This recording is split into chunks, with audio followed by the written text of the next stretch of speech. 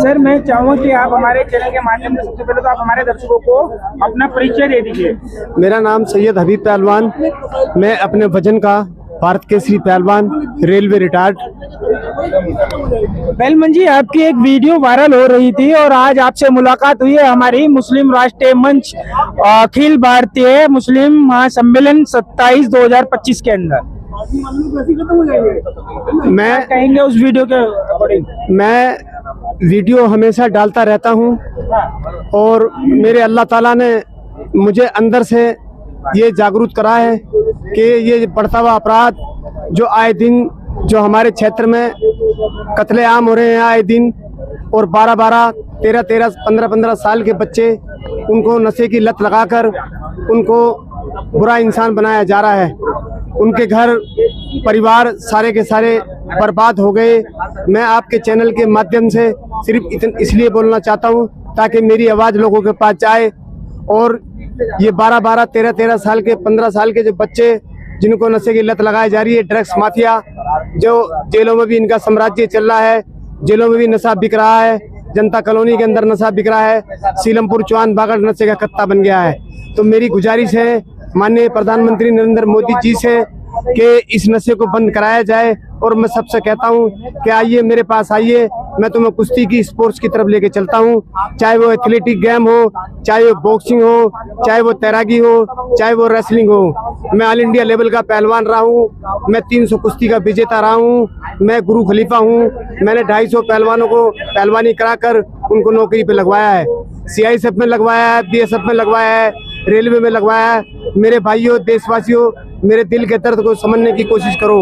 बड़े बड़े माफिया किसी को भी मेरे पास भेजते हैं और प्यार से मुझे समझाने के लिए आते हैं, लेकिन मैं उनकी वो धमकी मान रहा हूँ।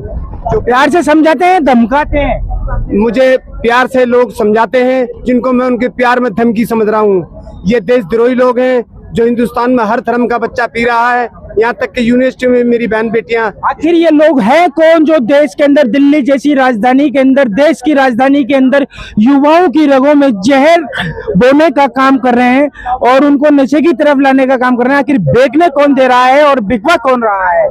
मैं दिल्ली प्रशासन और माननीय कमिश्नर ऑफ पुलिस का जो है शुक्रिया अदा करता हूँ।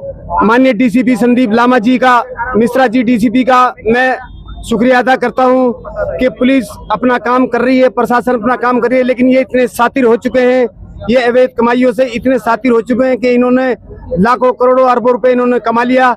और जब पुलिस प्रशासन रेड डालने जाती है तो मौके पे नशा नहीं मिलता। मेरी गुजारिश है ये बढ़ते हुए अपराध को जो मौत के घाट उतारे जा रहे हैं बच्चे, इनको रोका जाए। मेरी प्रशासन से गुजारिश है, मैं आपके चैनल के माध्यम से बोल रहा हूं ताकि मेरी आवाज ये आगे तक चली जाए और नशा दिल्ली शहर से मुक्त हो जाए, स्पोर्ट्स की तरफ आए। आपकी एक वीडियो वायरल हुई थी अभी कुछ दिन पहले, उसकी हमने पड़ताल भी की। आपको धमकियां मिल रही हैं और जब से आपने भारतीय जनता पार्टी का दामन थामा है तब से, और ये जो मामलात हैं धमकाने के, डराने के, ये डबल तरीके से आपके हो रहे हैं। तो क्या आपको प्रशासन की तरफ से कोई सिक्योरिटी या कोई आपकी सेफ्टी के लिए कोई पुख्ता इंतजाम किए गए? माननीय DCP साहब ने कहा है कि अगर आप प्रशासन के साथ चल रहे हो और प्रशासन को अवगत कर रहे हो, नशे के खिलाफ बोल रहे हो, जो नशे से जो बच्चे मारे जा रहे हैं, मौत के घाट उतारे जा रहे हैं, उन्होंने कहा कि प्रशासन ने, DCP साहब ने कहा है कि अगर तुम्हें कोई धमकाता है या तुम्हें कोई जान से मारने की धमकी देता है तो आप बेफिक्र होके हमें बता देना, हम उसे उल्टा लटका देंगे। मेरा भारतीय जनता पार्टी में आने का मतलब सिर्फ यही था ताकि मैं नशे के खिलाफ आवाज उठा सकूं।